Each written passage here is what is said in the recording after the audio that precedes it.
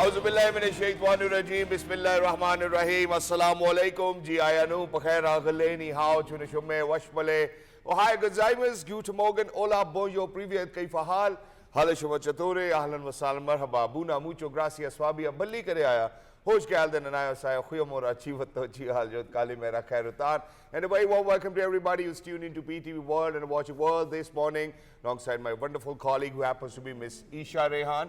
I happen to be Shahzad Khan, and we hope and pray that everybody out there is doing wonderfully well and that you're ready to kickstart your day with us. But first things first, hello Eesha, how are you feeling on a fine Thursday morning over here in Islamabad? Walaikum assalam, Shahzad. Thank you for the enthusiastic introduction. Might I add, even though you were pushing really hard and you were very tired, we still appreciate you being here, very, very motivated, and I feel absolutely great because we woke up to a very, very pleasant Islamabad today with the skies, you know, they closed up again and the clouds are enveloping Islamabad once again. Maybe some rain droplets might fall upon us. I think we need to dive into the weather updates for that. Exactly, which is why I've brought in some comprehensive weather updates for everybody who's out there. So ladies and gentlemen, the National Emergencies Operations Center has issued a weather alert warning of heavy rains across various regions until August the 3rd, increasing the risk of urban flooding, flash floods, glacial lake, outburst floods and landslides. Urban flooding is expected in Islamabad, Rawalpindi, Lahore, Sialkot, Khushab and Narowal, while flash floods and landslides may affect Chitral, Swat, Mansehra, Abbottabad, Peshawar, Koha, Khan and Gilgit-Baltistan. So ladies and gentlemen, please make sure that you look after yourselves, you look after your surroundings and that there is no unnecessary traveling. Please make sure that you stay indoors. In addition to this, there's been an alert in Rawal Dam as well because the authorities will open the spillways of Rawal Dam at 6 a.m. which obviously has been done already after the water level reached a critical point of 1,740 feet. The National Disaster Management Authority has issued early warnings to all relevant departments to ensure public safety and preparedness.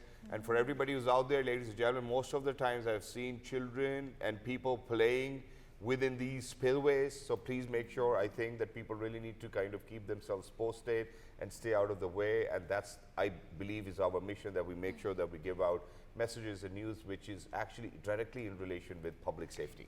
Definitely, and you know, as more windstorms and thunderstorms are predicted for Pakistan, what is actually happening across the globe is that volcanic eruptions are disrupting Russia and other triggering tsunamis and earthquakes all across the globe. So the Kolchaivorsky volcano in Russia's far east erupted hours after a major quake prompted evacuations and tsunami alerts across parts of the Pacific coast. Red hot lava is observed following the down of the western slope. There is a powerful glow above the volcano and explosions. Just thinking about how horrific the sight might be. There's lava flowing out, there's a cloud on top of the volcano. Evacuations are taking place, and we hope and pray that the people over there are safe and no casualties occur. And not just that, imagine that, you know, there is news of tsunami waves hitting Russia, US, Japan after 8.8 magnitude earthquake. Powerful earthquake measuring over 8.8 in magnitude has hit near Russia's Kamchatka Peninsula, making it one of the most powerful ever recorded. The first waves triggered by a massive 8.8 earthquake of Russia's coast have reached the shores of United States, Hawaii and California. Tsunami waves hit parts of Russia, Japan and the United States following the massive quake. Russian authorities have evacuated the town of Severodvinsk, where they say 4 miles of waves flooded the port and a fish processing facility. Even Japan has downgraded the tsunami threat level in some areas after earlier telling 1.9 million people to evacuate. So I think climate change, global warming, ladies and gentlemen, are for real.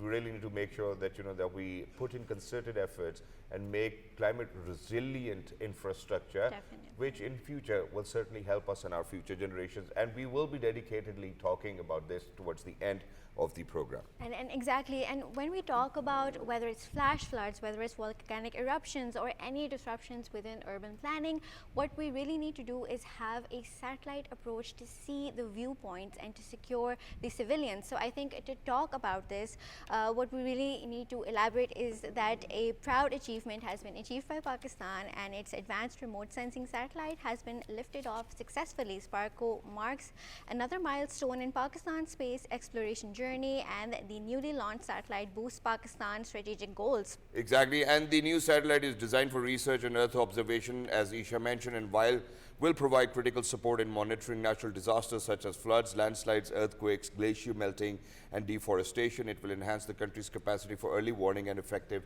disaster response. I cannot say it all because we do have a correspondent all the way from SUPARCO. It's great news for all of those Pakistanis who are out there who are actually advancing. Ladies and gentlemen, I'm really lucky that I've been joined by Muhammad AOUN, who happens to be a spokesperson from SUPARCO. Hello, AOUN Saab. Assalamu alaikum. First of all, congratulations to all of those Pakistanis who are out there, and to you too, and to all of us. How do you feel? Walaikum assalam. Yes, by the grace of God, this is a great moment for all the nation that we have added another remote sensing satellite to our existing fleet. The satellite has reached its desired orbit, and now it has started working very well. So it's a great moment for all the nation. I also congratulate all of you. Exactly, that's great. And AOUN Saab, how do you think that this newly launched satellite will boost Pakistan's strategic space goals? Yes, actually, it's a matter of continuation in the technology. It is equipped with the latest Earth observation technology, and it will enhance what we have right now. We have launched AOUN in January 2025, in the start of this year, and now we launched another advanced satellite. So it is a major milestone towards the national planning and development goals and self-reliance in the space technology. Exactly. And in addition to this, where we're speaking about space technology, because it's monsoon season, we do know how, there's been heavy downpours and flash floodings and urban flooding and gulfs. Have you already kind of tried taking out data, from the satellite, which has been just recently launched? And what does the data say? Do you think that there will be flooding in days to come? Yes, ARCO is already providing the support to disaster management authorities in terms of early predictions, the variations in glaciers, and other things like that. So because if you know in advance, then you can take actions to minimize the disaster, to control it as much as possible, to relocate the people, and to take in future how to avoid such, how to mitigate the effects. So definitely we are working with the authorities on this topic, and in future, when we have more satellites in orbit, the more data we can provide, the more support we can add to the national plan. All right, and Mohammed AOUN, can you please elaborate how this new satellite is going to enhance the building of CPEC? CPEC is still in the early stages of being built together. So how is it going to monitor CPEC and the strategic transformation for us? Actually, there are two aspects. One aspect is the planning. So if we have imagery, we can plan better routes, alternate routes, which are efficient in many dimensions. For example, in terms of cost, in terms of life. So one is planning. So the satellite and imagery helps in planning and analysis. And the other thing is monitoring. If we are monitoring such big networks without satellites, it takes a lot of resources and a lot of time. But if we are monitoring it with our own satellites, so you can save a lot of money, a lot of time. So monitoring is much better and planning is much better for CPAC or other bigger plans like this. Exactly, and I do believe that it's a great moment for all Pakistanis who are out there as well, where how we're talking about sustainable goals and making sure that there are satellites. We've got eyes out there as well who are actually going to update us with deforestation, environment, climate change, and whatnot. Thank you so much, Muhammad AOUN, for being with us. And SUPARCO Zindabad, Pakistan Paindabad. I think it's a great. Where we're talking about how, you know, we're wonderfully sending satellites into Up in space. space, huh. Imagine, Eesha, what if I tell you that Chinese have actually built a machine which is actually going to produce bricks, and that too on moon? Oh I think my that's gosh. that's a great movement wait, towards so probably rephrase- civilizations huh. now moving on towards moon. Exactly, just to rephrase what you're saying, so China is going to build bricks on the moon. Yeah. Oh my gosh, is that, why don't you tell us more about Exactly. this So I think it was a fascinating story. I don't know. मुझे लगा कि शायद चांद पे तो आप शायद ईंटों के घर नहीं होंगे, but a Chinese research team has developed a lunar brick making machine that can produce bricks from moon soil, bringing the sci-fi vision of building houses on the moon closer to reality. The lunar brick making machine uses a parabolic reflector to concrete all solar energy. This concentrated energy is then transmitted through a fiber optic bundle. At the end of this bundle, the solar concentration ratio can exceed 3,000 times the normal intensity. But you know, Shahzad, if bricks can be made on the moon, that I think ignites the conversation of how houses will be built on the moon, and then is there going to be a property dispute between countries and land disputes? Because moon is a global common, and you know the only people who can actually make it to moon will be the Ones who can getting into live that there, dispute. huh. But I think that there will be another factor, and that factor will be that those bricks will be brought back to this world, and then people will start building homes With with moon moon bricks, huh? Yeah, And imagine be they must like, be sitting- Eesha, come over. You know, if In you my want to moon see, house. if you want to see a moon house. Well, I think that's that's absolutely a great fascinating. conversation where people have been wearing, you know, snake skin shoes and alligator skin bags and whatnot. We've spoken about and it. a T-Rex skin leather bag. Exactly. But while exactly. we're talking about how we are progressing, alhamdulillah, you know, our space program is progressing. I do believe that our students are progressing as well.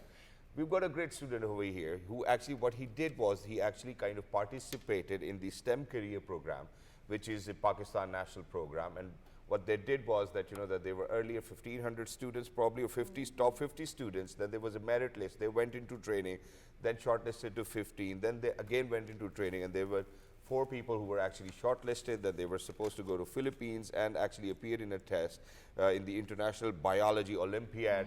And imagine, ladies and gentlemen, he actually won a gold medal for Pakistan. We're very lucky that we've been joined by Mr. Abdul RAFAY. Hello, assalamu alaikum, congratulations. How are you feeling today? Wa alaikum assalam, and thank you very much. I'm feeling very good. Very honored to be here on your show. Likewise, wonderful. First of all, first things first, show us your gold medal. We would want to share it with our Audiences. Sharik. It क्योंकि looks शरीका so नु आगे लग रही- fascinating, and it's Yes. adorned by, you know, these little bells and this little silver plate on top. पे gold medal तो देखो उसका Definitely, तो gold घंटियां तो देख obviously रही- highlight हो रहा है. Yes, So Abdul yes. RAFAY, please tell us, you know, you are a young biology prodigy, and from the local classroom you have gained an international stage. Tell us more about how you went to the International Biology Olympiad and what is it about? International Biology Olympiad, in simple terms, it's basically just the Olympics for science, for STEM. Yeah. That's basically what it boils down to. So, as you said, the venture is like a joint venture between PIAS and HEC. And they host basically a test, a competition annually all over the country. I think there's like 20, 50 cities, something like that, where they host tests. Students give those tests. Then students are shortlisted. The first 50, then 15, then 4. Then those 4 in different subjects go on to represent Pakistan on the international stage in front of the world in different various subjects. I was lucky enough to get chosen for biology, so it is indeed a very proud moment for me. So, Well, I think that's great. You know, so if we are to kind of speak about, you know, this collaboration of PIAS and HEC, why does it exist, and what is the motive of this collaboration? why does it exist? For that, it was started, I think, in 2003. Okay. It was started with physics, then they added mathematics, then they added biology and chemistry in 2006. So it was started. For that, you'll have to speak to the founder himself. No, I think that, you know, I know the answer, and because of the fact so that people like you can emerge, you know, people who are smarter can go and represent Pakistan out there in the world, bring back some good name to Pakistan, and in addition to this, contribute to this field. Now let's speak about the examination which took place in Pakistan. So you picked up for biology? Yes, and then what happened? Basically, you can choose freely between different subjects, which subject you want to represent Pakistan in. So I chose biology. I have a fascination in biology. I like to see how living things work. So I gave that test in Pindi, Rawalpindi 6 Road. There was our center was located. So I gave that test. We were shortlisted to 50. Then we went to Faisalabad. There's a research institute in Faisalabad called National Institute of Biotechnology and Genetic Engineering. Okay. That institute also is under the leadership of PIAS. Wonderful. So we went there, we studied there for a week, another test was taken, Out of those 50, only 15 were left. And there was a bit Then of again. training sessions which were taking place. So what was the training all about? Training, basically, it was to, we already have a very nice system in Pakistan where obviously students come from FSC, O levels, A levels, metric, etc., etc. And we study everything from biology. Basically, this training was about shifting our knowledge base, basically, from what is written in the book to what can be applied physically, what critical analysis, And that's critical all what we questioning. need. Yes. Exactly. And Abdul, RAFAY, what piques my interest is how you were motivated to study in such velocity for this program. There were 3-hour-long theoretical exams and practical exams as well. So how do you stay motivated and push yourself to actually study? Because yahan pe to, just for a test or a normal exam, people get intimidated by studying. What is your study schedule like? Obviously, there's a thing where people do get intimidated by exams. Obviously, you feel intimidation when you go outside and there's such heavy competition. But then again, there's something about, there's nothing like representing your country. True. And that itself, to me, is motivation enough that you can do something for your country, that you can excel for your country. So that, to me, was a great motivation, definitely. And study schedule, when we were in Faisalabad, we lived in Faisalabad for a month away from our homes, like us four. So we stayed in a hostel there. We used to do uni from 8 to 4, and then from 4 to 8 in the evening, we used to study ourselves. So you were attending university while also studying for this Exactly, exam. for this exam. Fascinating. And you know why, Eesha always asks about, how you were able to study in this velocity and, what motivated you, because, her parents actually had to chase her, Eesha, and all of that. But while we were at it, that was on a lighter note, obviously. What happened was that then, training took place, then there was another exam, and then there were only 4 students left. And then they were sent to Philippines by this program, and then there were 80 or more countries representing, and there were 300 and plus students. And you stood out and you won a gold medal for yourself. What happened over there? Over there, we basically, all this training was basically for their test. But international, they give us some certain topics in the field of biology that we have to study upon, we have to work on. Then we go international, we go different types of exams, both practical and theoretical outside. So then we give those tests. How should I put this? Basically, everyone just gave the same exams. This time, the exams were relatively easy as compared to the last years. No, but this is exactly what I would want to ask, and that is that so what you were training for in Faisalabad. Yes. You think that the subjects were closer to that? Have you, did you prepare well in the lines of whatever will be asked, or what you will be tested, or your ability will be tested over there? Then, of course, our government, the organizers, try to give us the best possible training. Obviously, because we are going to be representing Pakistan, they obviously want the best for us and for Pakistan. But definitely, there are certain limitations that comes with Pakistan, with our Pakistani training, and that has a variety of factors to it. I want you to share, what the limitations were, so that for authorities who are out there, if they listen to you now, probably we can make changes next year. Limitations, okay. First and foremost, our basic education system, I would say. That our education system, as I said, that most of our training was composed of getting out of the books and getting out there physically, learning how to ask questions, learning how to think critically for ourselves. And I think our education system doesn't really promote that. We stay in books, we're like, book ka ratta maro number aa jayenge. Broad memorization. Exactly. Right. And then what happened? And then we had to switch our thinking for this exam, that we had to go from one system to another. So I think that's like a basic education system limitation. And then again, when we went to Faisalabad, there is, I don't know what goes up higher on, but there is a strict limitation of resources as far as it comes. Of course, everything is sponsored for us. We are very grateful for that. But then again, when we looked at labs, when we looked at the different teams that were studying internationally, because we had contact with them, they would have full labs to themselves. They would have full apparatuses to themselves. They were basically spent their whole day in labs practicing stuff. And we would basically just have a PhD student who would guide us, and he would be working on his own apparatus. So yeah, there's definitely some limitation. And I think RAFAY has highlighted an integral point, because I remember as a student, we were in private schools, right? And even over there, we would go to the lab once a year just to look at a magnet, or just to look at our teacher do an experiment, while my cousins who were living abroad, in public schools, I might add, they would actually do experiments by themselves and visit the labs very often. So I think we need to integrate practical learning into our school systems. But your teacher definitely. said that that you would skip the lab and probably be in the basketball court because we used to play every sport. So All you right, were I the think Shahzad had sports- tabs on me. Because you were the sports lady of your school. I think it's great, and thank you so much for saying that. And all of us have gone through that, even while we were studying in private schools. But, We do know for a fact how they were limited resources, and even if they were, some, I don't know, what do we call them, beakers and, litmus test papers and whatnot, there was Appetite. always a limitation. Oh, तुमने बहुत ज़्यादा ले लिया, मैं और नहीं दे सकता. Things like that. Let them experiment. I think it's great. But what you did in your practical was that you dissected a fish. It wasn't even a frog. Yes. What was the test about? Why were you dissecting a fish? Basically, our practicals, they give us certain topics, as I said, and then we have to study and work upon those topics. So the fish we dissected, it was basically how we determine species, different species of fish. That obviously, when you look at a fish, it's a fish. Then you have to determine the species of different fishes.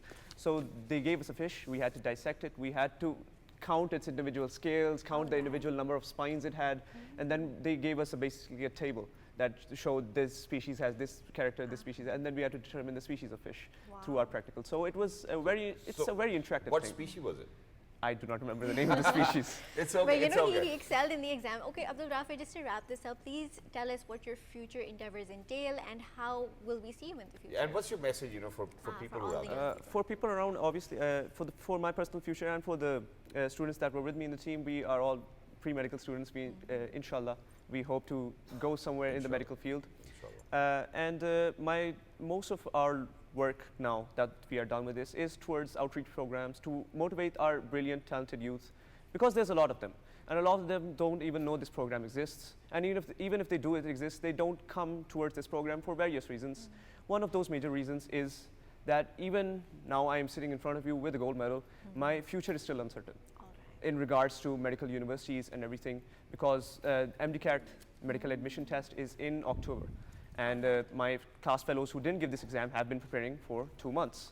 And I did not get those 2 months. So it's a question that, like, when Pakistani students who are obviously brilliant enough and talented enough to represent our entire country on the world stage, and we can't even give them scholarships or admissions into universities, that it raises a big question. Your point's taken. Thank you so Definitely, much, and we're going to pray for this as well. And that certainly is a big question. But very quickly towards the end, were you an O-level or A-level student, or are you an FSC or a, I am in fact an FSC student. You're an FSC student. For everybody who's out there, ladies and gentlemen, who've always been saying that that our education system is redundant, this is a slap on your face.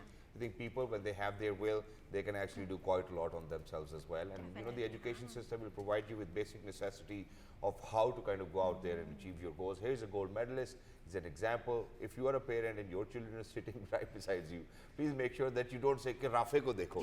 Please make sure that you tell them कि बेटा पढ़ोगे तो सब कुछ कर सकते हो, अज़मत ला सकते हो, अपने मुल्क के लिए बड़ा नाम ला सकते हो. Thank you so much, Abdul you so Rafi, much, Rafi. for You're making welcome. us all proud. You're Allah welcome. आपको Being हमेशा an खुश रखे, inspiration for and may you achieve your goals and all your endeavors. Whatever you want to do in future. People want you to kind of progress, research. Probably इलाज लेकर आओ यार और बीमारियों का जिनको लोगों को नहीं मिल रहा. All right. Yeah, sure. May Allah give me the ability to make Inshallah, Pakistan a you good have place. the ability. The entire universe is inside you. You're not alone. That's what Ruby says. Thank you so much for Definitely. being with us. Lovely to be in conversation with you. And thank you so much. I think we need more young people to be an inspiration We have for a lot all of the young people. upcoming young people in the country. The sky is the limit, Alhamdulillah. and may our government keep helping all these children progress and help them enter all these competitions and then achieve their future goals. Ameen.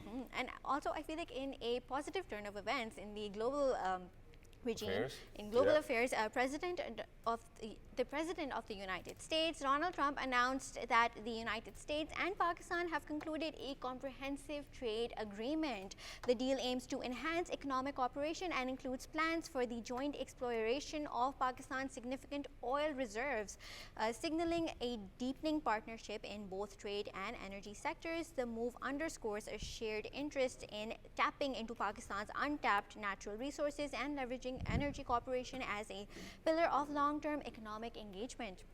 So I think that's very great how Pakistan will be able to explore how its natural resources are going to be explored after such a long time. We have oil reserves. Exactly, and not just that, Eesha, in recent times we have seen that, how Pakistan has actually ascended in major diplomatic milestones, and before your paper slips out, I think I'm going to look after it. So imagine we were elected to the UN Security Council 2025-26, mediating the India-Pakistan ceasefire, engagement with the states and nearing a trade deal, which we just spoke about, strengthen China-Pakistan strategic partnership, revived regional diplomacy, Afghanistan, Bangladesh, and Central Asia. There's quite a lot. So much happening. If we are to speak about the ascent of the diplomatic milestones, or we speak about what we have achieved, what were we doing differently back then and what are we doing differently now is something that we need to ask, and we're very lucky that we've been joined by the former ambassador. He happens to be Mr. Shahid MG KIANI. Hello sir, assalamu alaikum, good morning, how are you feeling today? Well, fine. I was quite impressed with this young man whom you were interviewing, the gold medalist. It reminds me of my own the CSA examination, where you very rightly said there are no shortcuts, only hard work works. That is the aim and objective is to achieve. For that, hard work is the is the buzzword. Exactly. Definitely, Thank you so much, definitely. sir, for saying that. And certainly, sir, it's not just that, Pakistani students are getting gold medals. We are making sure that we win gold Yeah, medals yeah, in the yeah. field of sports. Our satellites are launching successfully, and the ascent of our diplomatic Absolutely. affairs is such that, that all the positive milestones look just ahead of us. What are we doing differently now, sir? And what were we doing differently back then that we were not able to achieve all of what we wanted to achieve? In the last 2 years, I see the very significant milestones in the Pakistan's foreign policy. What we have done is that instead of just the problem is political instability in the country. We need to focus both inside and abroad.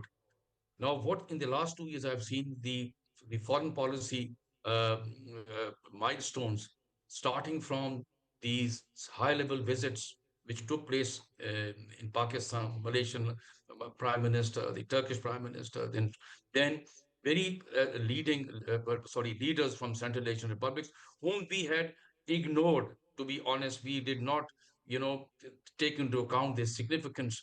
They are our neighbors. So in these, and then milestone is we were again re-elected in the United Nations Security Council as a non-permanent member.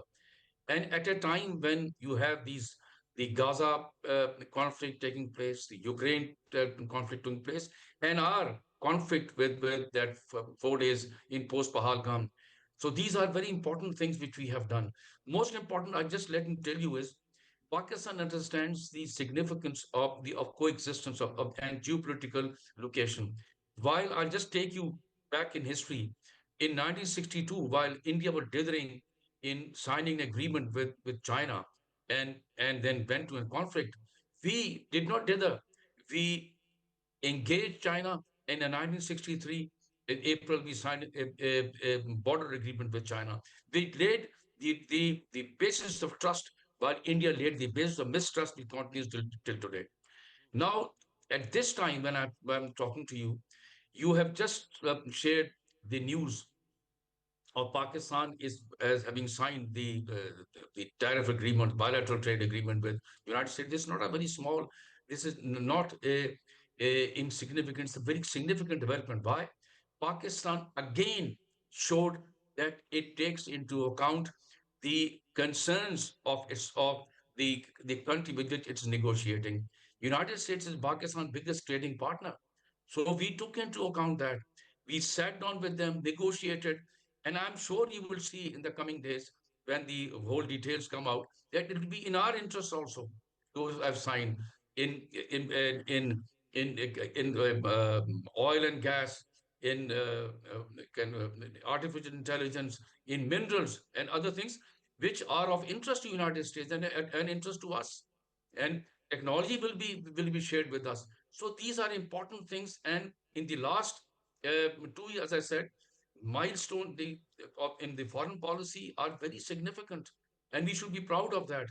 The, what has happened is that bad news is shared with the public by social media. They don't take into account what these two countries, what Pakistan has done in the last 2 years. So it's very important. We should be proud of that.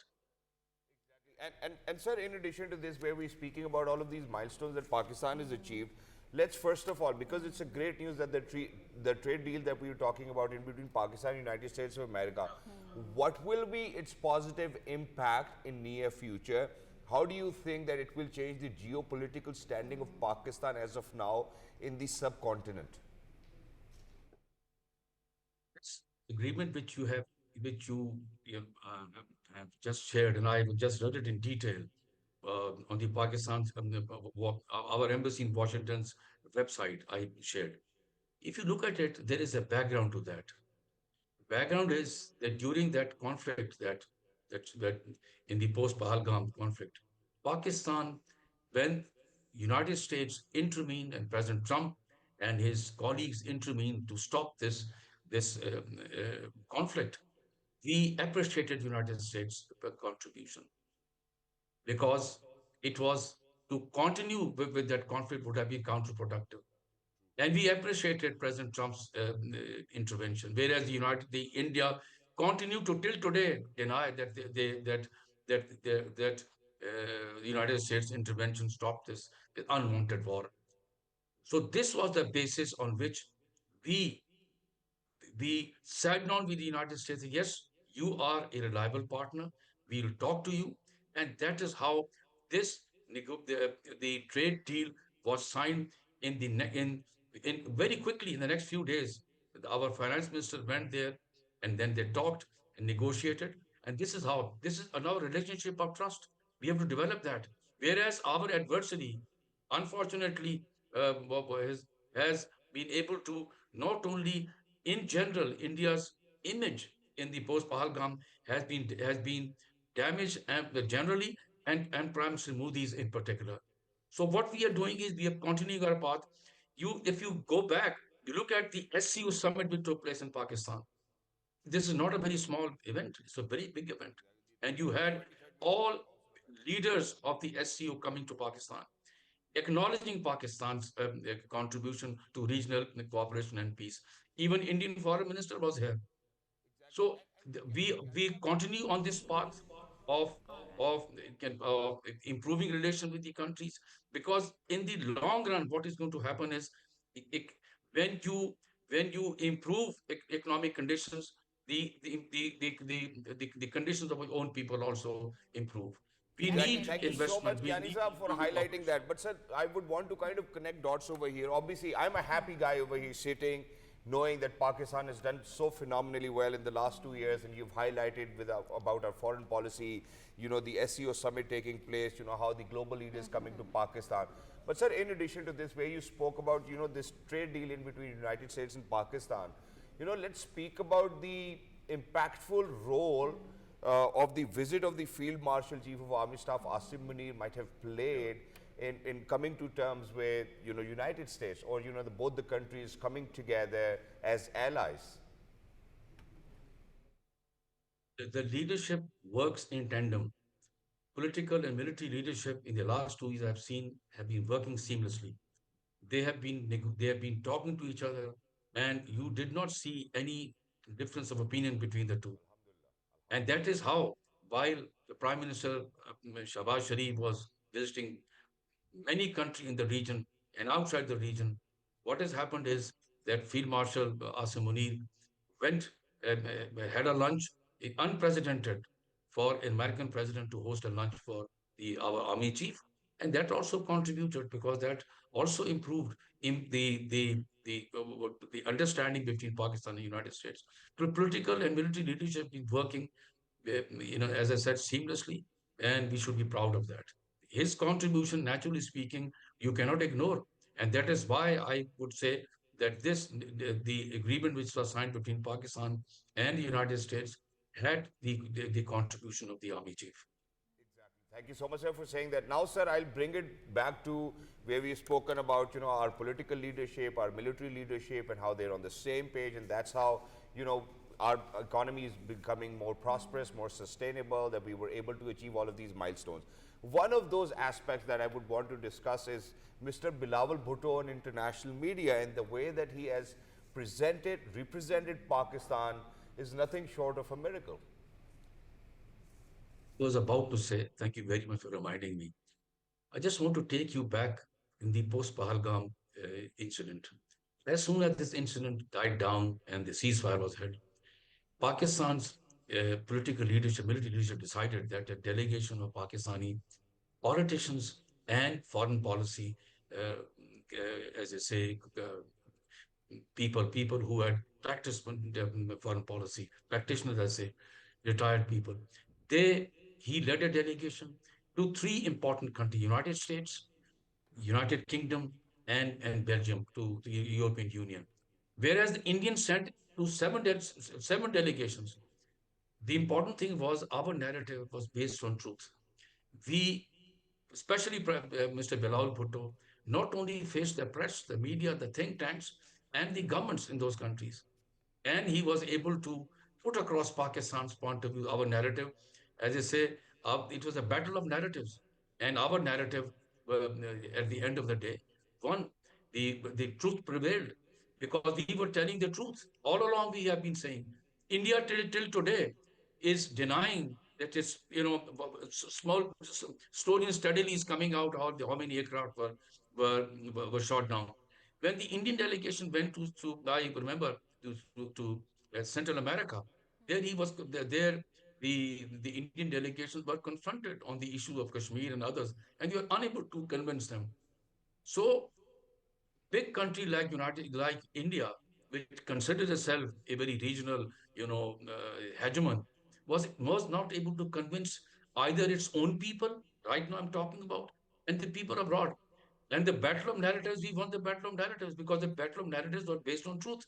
So, Mr. Bilawal Bhutto, I must commend him for having articulated Pakistan's point of view on not only what the post-Pahalgam happened, but on various issues. And he faced them bravely. I must commend him for that. Exactly. Thank you so much, Kiani Saab, for being with us. Lovely to be in conversation with you. Thank you so much for your time, and thank you so much for reiterating upon Pakistan's diplomatic milestone achievements and their stance as well. And certainly, Eesha, it's because of all of these collaborative, collective efforts of the political and the military leadership that the truth did prevail, and that we see sustainability, that we see our economy progressing, that we see record remittances coming in of $38.2 billion. And it's not just and all of us doing well. Exactly, it's not just remittances. I read that the Gulf countries have invested around $20 billion within Pakistan. So what has ignited this interest? Is it economic policies? Is it different foreign policies? Exactly, so I think we are doing great as a country, and we are rising up and soaring up. Definitely, and siyasi and economic as well. But and I feel like what we really need to talk about is how we've indulged in the weather. We've talked about our different prodigies. So what we really need to dive into is sports right now.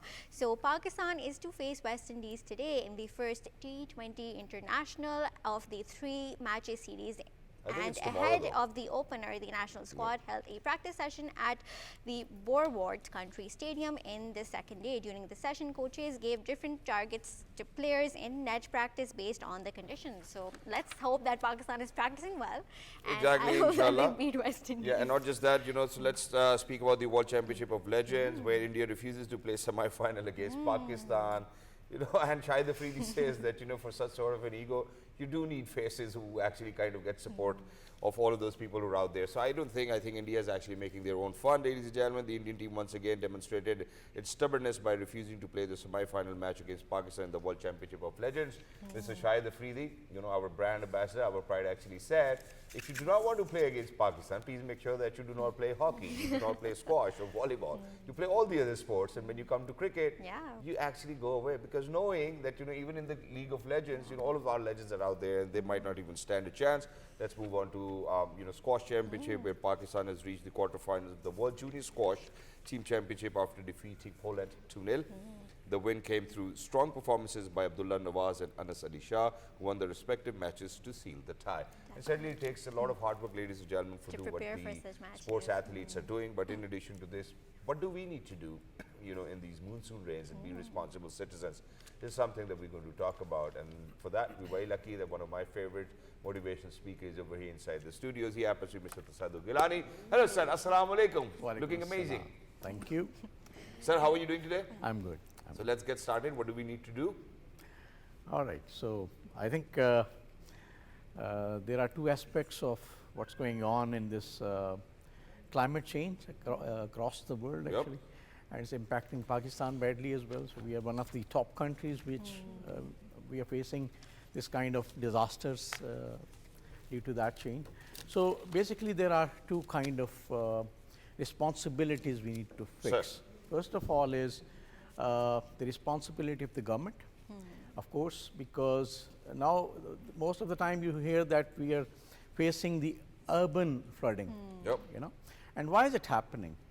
It's happening because there are a lot of societies. You know, we have actually been rushing to build societies, to make new homes, develop new areas. I think there's a lot of problem in properly designing or planning that. And we growth. do know for a fact that, you know, how we're building concrete jungles. But sir, you know, why do you think that the civilian responsibility matters? Why don't you think that the government should do it all by themselves? Why do we have to play a role? No, actually, this is what I was Sure. coming toward the same thing. First of all, I mean, a government must take a very clear strategy moving on, that any new society must be very well planned, because water has a natural path. You know, once you build concrete or once you build something in between, that will create a disaster. It's happening today. Second thing is, government is issuing, of course, the weather warnings across the country. And I'm a bit surprised that even then, you see a lot of people are traveling in those areas without proper planning, without actually knowing about the consequences. And here, as you said, is the responsibility that lies with us, with the common people. So first of all, I think we need to be very careful, because Pakistani nation as in general, you know, they don't care. You know, we don't care about Exactly. many things. Sometimes we need to be careful when it comes to our own life. It comes to the life of our own beloved loved ones. You know, I was hearing one of our friends, and I was asking about him, and I was told that he was actually with his family, he was killed in this disaster in the north. So the thing is, first of all, we must be very careful about planning our trips when visiting. You know, this climate change especially impacting the areas in north, Exactly. where years ago you were cropping cotton.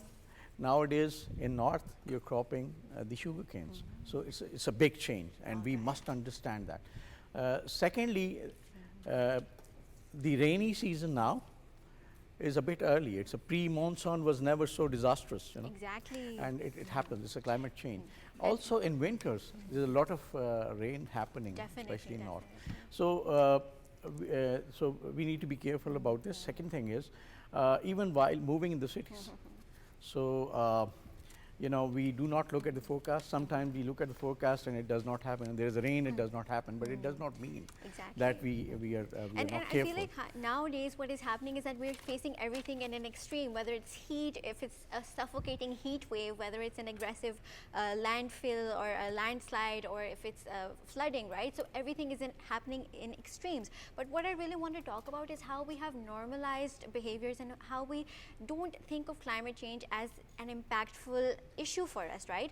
And so what happens in my university is that we need specific credit hours in order to graduate, and in order to get those credit hours we need to do some community service. So for that we need to go to different places, maybe pick up trash, maybe go on trails and pick up trash. So the mindset of especially young boys that I want to discuss is that they would say कि ओ अब ये हमसे कूड़ा उठवाएंगे, ओ अब हम ऐसे काम करेंगे. So this is the mentality of educated people that we are dealing with. So how do we change this mindset? But that's fine too. You know, I think that the projects that the universities need to introduce shouldn't really be, you know, go jao jaake kachra uthao. You know, give us a laboratory, probably invent something new. No, but Shahzad, I feel like what actually builds up as I what think we builds us need to as be humans, responsible is citizens. I get your responsible point. citizens and caring for the environment around us. If we don't give back to it, what is it going to give to us? I think it's a change of mindset. You exactly mentioned, pinpointed the right thing. We have a mindset that is kind of a royal mindset. How can I clean my own room? You know, how can I clean my street, and so on. So I'm living in a society, and I went outside in the street, and I've seen one of my neighbor is cleaning the pathway of water. and I was impressed. I took, I joined him actually. So it's not, it's basically, you know, I think we should be ashamed of spreading this kind of things Narrative. instead of cleaning it. So shame should be on a different side. I think what we need to do is probably stop with this culture, and probably everybody needs to do their own thing. Exactly. But sir, exactly. where do you think that as a community we need to be mindful that, yaar, you know, climate change is for real, probably let's not contribute, let's get our cars tested, let's make sure that, you know, we're not contributing towards more of climate change. Exactly. As you mentioned, there are lots of contributors into this climate change. As one, we mentioned already, the construction without planning. Second thing is a lot of cars are there, air conditioners are running, you know, and they are contributing to the weather. There's a lot of outdated vehicles emitting so much gas and smoke. Exactly. So what happens is that the atmosphere gets so thick actually, that the gases do not actually Rise up. move in. So in how a do you proper think way. we come to the idea of empowerment of over helplessness? Over? Helplessness. ਅਸੀਂ ਕੀ ਕਰੀਏ ਸਾਡੇ ਤੋਂ ਕੁਝ ਹੋ ਹੀ ਨਹੀਂ ਸਕਦਾ. Actually, this is taking the responsibility. I used to say that we cannot give responsibility or throw responsibility of our own life to anybody else. We have to take responsibility of our own life, our own career, our own future. So this is exactly what we are saying, that you have to feel that I am living in this world, and I have a lot of responsibility towards this environment as well. While visiting in the north or in picnic areas, you see people are throwing trash, and it looks so bad. I mean, even I was so embarrassed when I've seen people from foreign countries. They actually started removing that trash. Exactly. So is it good for us? I mean, do we earn respect out of it? And No. speaking of this, I feel like it's rooted within our school systems as well, that how in school we don't pick up trash after break time, right? So we know that, oh, the Ayabaji is going to come, or this uncle's going to come, he's going to pick it up. And then the same thing in university. All right, I think Shahzad's school was very exceptional, but same in university. If the janitor of the cafeteria was removed for just 1 hour, the amount of trash collected would be astonishing. So I feel like us as students, we also think that other people are going to come and do it for us. But we need to escape this mindset. So please motivate But have the you people. escaped that mindset now? I have. You can ask my mom. So tomorrow, ladies and gentlemen, I'll show you something really amazing. Not that, you know, that obviously she hasn't escaped that mindset, but there's something really interesting that I'll bring to the table tomorrow. All right, Eesha, all right. done. No, but Please it's go a ahead. journey. It's a journey actually. You cannot say that we switch on a button and everybody changes. So it's a journey. True. What you are doing is a part of a journey, educating people. You know, and we should do it exactly as you said in the institutes, in the schools, in the colleges, and also at homes, in our towns, in our villages, in our streets. So I think not doing work with hand is not a pride. So it's a shameful thing actually. So we should teach our kids, and by giving examples by our own, that we do things by our own hand. It takes some time, of course, and it doesn't matter that we change in next 2 years, it's fine, but it doesn't mean that we just start blaming people right Exactly. now. Of course, as I said, change of mindset means that we learn what our religion has told us. Our Prophet ﷺ, you know, had done the things by his own himself. hands. You know, I would like to quote example of Sure, Edi sir. Saab. You know, he was in Saudi and sitting at ambassador's home, and he was actually sewing his own shirt. Yeah. And the wife of the ambassador requested, so let me do it, sir, for you. He said, no, let me do it for me. You know, so the big people actually has this courage to do own their so. own tasks. So the people who are not able to take that step actually are the small minds. So we need to come out of the small mind and get into the bigger mindset. Thank you so much, sir, Thank you for so saying that. much. Thank you so much, Gilani sir, for being with us. Lovely to be in conversation with you. And just to wrap it up, sir, for everybody who's out there, because we were talking about why do we care, you know, and why shouldn't the government take all the responsibility? I think what we really need to do is we need to make sure that we stay informed, educate our family members, prepare emergency kits, avoiding harmful practices, avoid illegal tree cutting, energy and water conservation, use electricity and water responsibility, promote solar energy, you know, community participation needs to be there, and there needs to be digital responsibility. As in, whatever information we share, we need to make sure that it's true to the best of our knowledge. I think that's what it is. So from here onwards, Eesha, we're on a journey of change, and we make sure that, you know, that we do not contribute or become contributing factors towards diverse climate change, rather bring it back to its original ability of where it was earlier. Until next time, ladies and gentlemen, look after yourselves. Life is a flight. Make sure that you take it every single day. Let's go. Good morning. My plane didn't go.